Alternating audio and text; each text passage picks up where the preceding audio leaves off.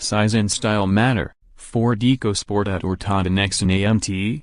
We recently drove the Tata Nexon with an AMT unit, and it sure did leave a positive impression. Now the Nexon is a part of a hotly contested segment where the current king is the Maruti Suzuki Vitara Brezza along with Ford EcoSport, which is also a pretty strong player. Apart from the Nexon, only the EcoSport gets an automatic gearbox, and that too only for the petrol engine variant. The Vitara Brezza is happily doing great numbers with its 1.3-liter diesel, so we will keep it out of a specifications comparison for now. Left with the new Nexon AMT and the EcoSport Automatic, it would be interesting to see how these two stack up against each other. Here is our on-paper comparison of the two subcompact SUVs. Also read, Tata Nexon AMT review. A tough one here. The Ford EcoSport has been around for a while now, and it actually started off the trend of the subcompact SUVs. So it's been there and done that.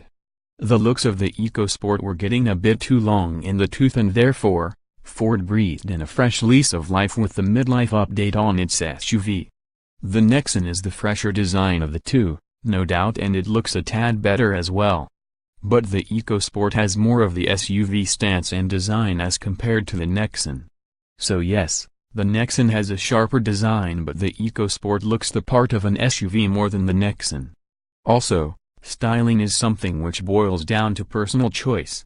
If you prefer your subcompact SUV to look more of an SUV, then it is the EcoSport. Otherwise, if it's sheer looks you want, and then it is the Nexon. Preferably in that orange. We just love that color. As we mentioned in the paragraph before, the EcoSport has more of the SUV look and feel, and this kind of reflects in the dimensions as well.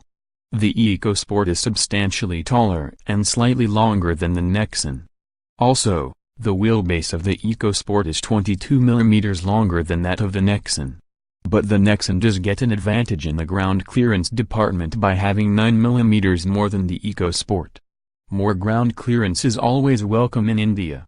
Since we are comparing the automatic variants of the EcoSport and the Nexon, and the EcoSport does not have an automatic on the diesel, we will focus on comparison on only the petrol variants of both subcompact SUVs.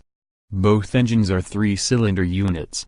While the one on the Ford displaces 1,497 cc, the Tata displaces 300 cc less at 1,198 cc.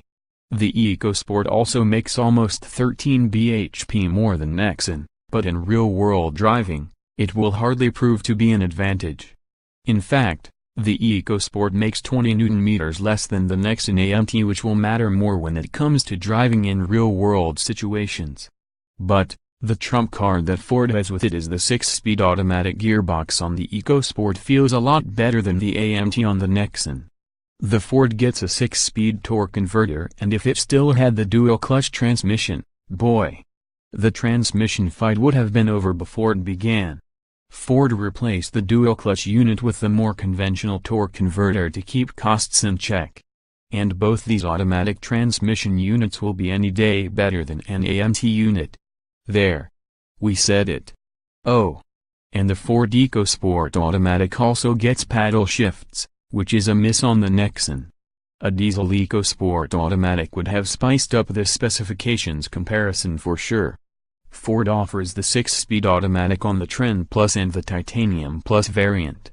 The Trend Plus variant is priced at 9.55 lakh, while the Titanium Plus automatic is priced at 11.20 lakh. On the other hand, Tata has said that it will be launching the AMT option only on the top XZ Plus trim.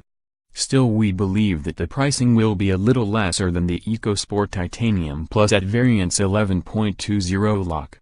Well, that mystery will be put to rest soon, as Tata plans to launch the Nexon AMT in May 2018, which is next month.